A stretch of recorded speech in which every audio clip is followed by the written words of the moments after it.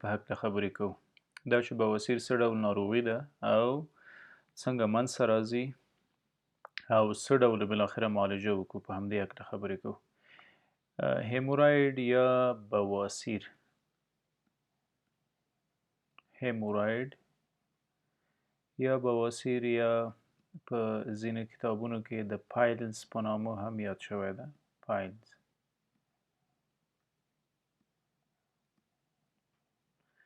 ښه، د هیموراید یا بواسیر تعریف کې وکړو. د dilated او tortured veins څه معنا؟ د مقعد په کانال کې چې کوم د وینې رګونه دي، خصوصا وریدونه، هغه پړسیږي او بالاخره خونریزي کوي. د پړسېدو په علتو یې هم غږیږو چې ولې بالاخره پړسیږي. د دې ترڅنګ نن سبا چې د بواسیر دپاره کوم تعریف کیږي، هغوی داسې ادعا کوي چې د دې ترڅنګ چې دغه رګونه پړسیږي، په داخل کې د مقعد د کانال هغه غوښینې برخې چې د میکوزا نه جوړې شوي دي او کوشنز نومیږي، هغه هم په غیر نورمال ډول باندې ستر کیږي. enlargement of cushions او د مقعد له کاناله بیرون راوځي. ښه،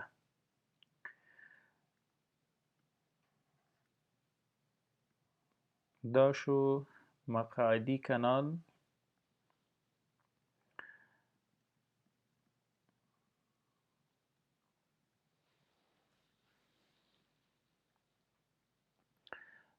له مقعد پورته رکټم ده.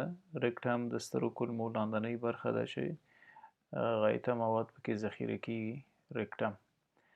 او دا هم انل کانال یا د مقعد کانال ده. تقریبا 4 سانتي متره طول لري په بالغو انسانانو کې. البته د مقعد کانال د پیکټینیټ لاین په واسطه باندې په دوو مساوي حصو تقسیم شوی ده. پیکټینیټ لاین. پیکټینیټ لاین د اصلا په ځینو کتابونو کې د ډنټیټ لاین په نامه هم یاد شوی ده. امبریولوژیک ارزښت لري. امبریولوژیک ارزښت څه معنی؟ ډنټیټ لاین.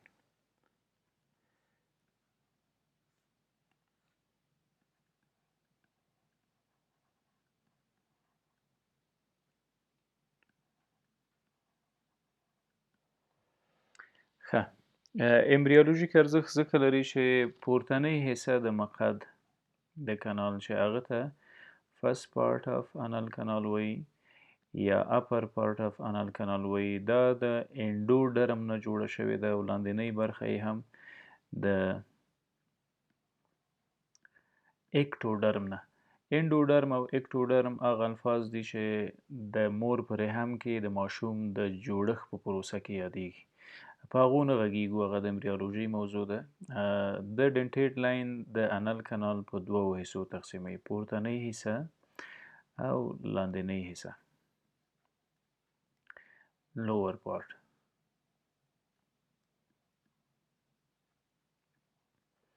ښه،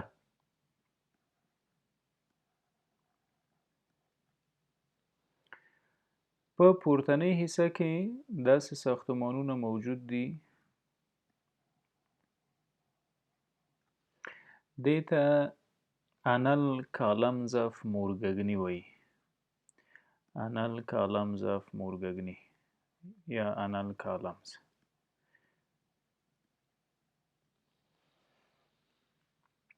کله چې په پورتنۍ ساحه د مقعد کې، په دې ساحه کې د وینې رګونه وپړسیږي او میکوزا او هغه غوښینه پرده هم ورسره وپړسیږي، دې ته وایي بواسیر.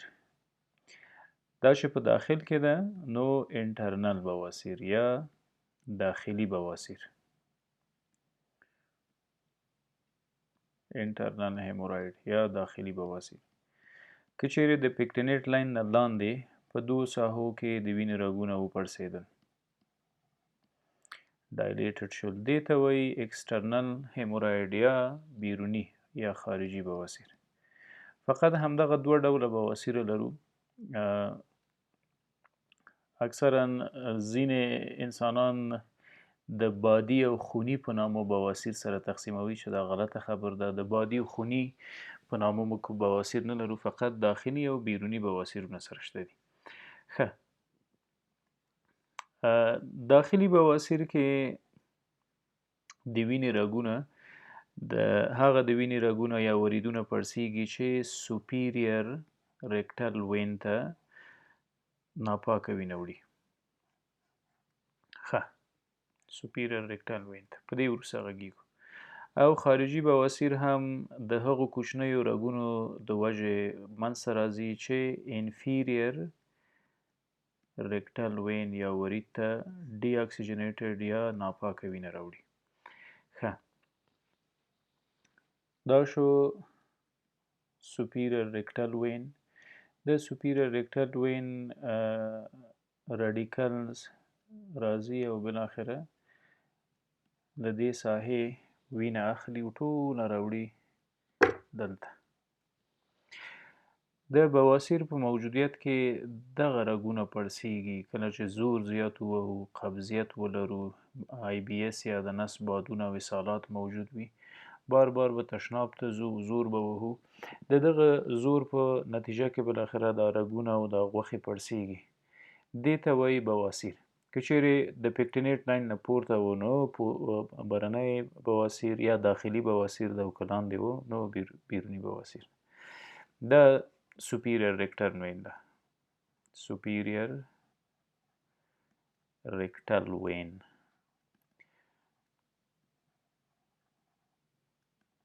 په همدا رقم انفیریر ریکټل وین دلته پړسیږي او د هغې کوچنۍ ټرایبیوټریز یا راډیکلز پړسیږي او بواسیر منځته راولي.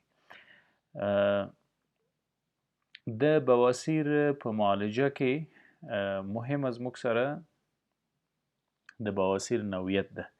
بیرونی بواسیر که چیرې کوم ابسس ولري، ابسس د هغو په ډرین کولو سره یا له منځه وړلو سره ممکن دغسې به بیروني بواسیرونه له منځه لاړ شي. همدا رقم د بیروني بواسیر دپاره موږ کولی شو د آینټمنټ یا ځینو کریمونو او ملهمونو نه هم استفاده وکړو.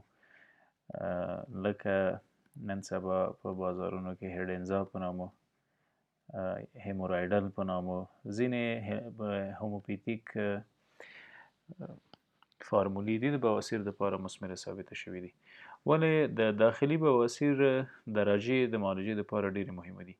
که چیرې بواسیر فرضاً دا د انال کنال او دا هم د پیکټینیټ لاین، که بواسیر په 2 ساحو کې و او یوازې ډایلیټډ و، لاندې حرکت نه و کړی، دې ته وایي اوله درجه بواسیر، فرست ډیګري بواسیر یا اوله درجه بواسیر. په اوله درجه بواسیر کې یوازې د پیکټینیټ لاین له پورته هیمورایډل پلکسز منځته راغلي وي او د دې دپاره معالجه فقط د قبضیت درملنه ده. که چیرې قبضیت او اسهالات او د نس بادونه وي، د هغې معالجه دې وشي او د بواسیرو سره خپله له منځه ځي. که چیرې بواسیر داخلي بواسیر د پیکټینیټ لاین نه لاندې راغلی و او بالاخره له مقعد نه بیرون راوته او د دید وړتیا پکې پیدا کېدله، نو دې ته وایي سیکنډ ډیګري یا دویمه درجه بواسیر. سیکنډ ډیګري یا دویمه درجه بواسیر. دغه دویمه درجه بواسیر معمولا په ډکو میتیازو کې مقعد بیرون راوځي او کله چې ډکې میتیازې خلاصیږي نو دغه مقعد بیرته په خپله سپنټینیوسلی پورته جګیږي. دې ته وایي دویمه درجه بواسیر. د دویمه درجه بواسیر په درملنه کې مهمه ځینې آینټمنټ یا پوماډز یا ملهمونه دي، لکه هیډنزا و ټرونولون سوډیم او د د رګونو د پړسوب او دغه میکوزا د پرولپس لپاره د ډفلان په نامه ټابلیټونه 1500 ملي ګرامه دي مثمره نتیجه ورکوي اوډي د ورځې یوه یا په ځینو حالاتو کې بیډي هم مریض ته تجویز کیږي ښه په دویمه درجه بواسیر کې که علت قبضیت وي د نس بادونه وي د ورزش نه کول وي په خوړو کې د فایبر نه موجودیت وي دغو ته باید توجه وشي علتونه باید برطرفه کړو دویمه درجه بواسیر هم کومې خاصې معالجې ته اړتیا نه لري دریمه درجه بواسیر یا تر ډیګري بواسیر دته په ځینې کتابونو کې د منول بواسیر نوم هم ورکول شوی ده تر ډیګري یا منول بواسیر منول هیموراید منول هیموراید څه معنی یعنی د ډکو میتیازو په وخت کې بواسیر دغه د مقعد کومه فیشیا چې دا جمع پړسیدلي رګونه بیرون راوځي چې بیرون راووتل بعد له دې چې ډکې میتیازې خلاصې شوې مریض همدغه رګونه او دغه راوتې غوښه په خپل لاس باندې پورته جګوي دې ته وایي منول هیموراید او د منول هیموراید معالجه باید په جراحۍ او په داخله باندې مخکې ویسو که چیرې علت د بواسیر قبض وي قبض برطرفه کړو او ورسره د دې ساحې د محافظت لپاره د سیز بات نه د پایوډینو د دې شیانو نه استفاده وکړو کولی شو بغیر د جراحۍ دا موضوع هم کور کړو څلورمه درجه بواسیر چې هغه ته فورت ډیګري بواسیر وایي فورت ډیګري او په ځینې کتابونو کې ورته پرولپس بواسیر یا پرولپس هیموراید وایي پرولپسډ هیموراید په دې کې کېږي څه د مقعد له کاناله بواسیر د میکوزا رګونه فیشیا ټوله د یو سرې غوښې په شکل بیرون راوځي که یې په لاس هم بیرته مریض جګوي هم بیرته راغورځېږي د دې بواسیر علاج جراحي ده هیمورایډکټومي یا هیموراید سرجری او زر باید وشي ګنې خونریزي مریض ته بد او مرګوني عواقب پیښوي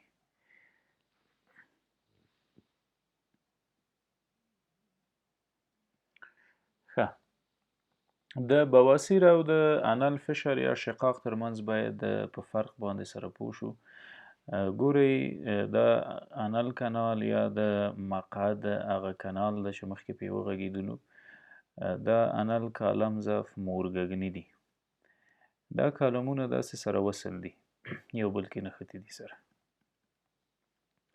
کله چې قبض موجود وي ډکې میتیاز شخې کلکې او بیرون ویستلو ته یې اړ یو چې زور ووهو کانسټیپیشن یا شدید قبضیت موجود وي د دغسې زور وهنو په ترڅ کې بالاخره دغه ساحې شکېږي شق کوي دې ته بواسیر نه ویل کېږي دې ته انال فشر ویل کېږي موږ باید د مقعد هرې ناروغۍ ته بواسیر ونه وایو انال فشر او بواسیر څنګه سره تفکیک کېږي په بواسیر کې وینه زیاته وي ولې درد نه وي خصوصا داخلي بواسیر اما په انال فشر کې شدید درد وي کله چې مریض ځي تشناب ته د ډکو میتیازو سره ډیر شدید سوځنده دردونه احساس کوي او د ډکو میتیازو نه وروسته یو څو شیبې درد وي ولې بیرته ارامه کیږي اما خونریزي ډیره کمه وي پکې ځینې وخت مریض په خاص تشناب کې وینه ګوري یا په ډکو میتیازو کې وینه ګوري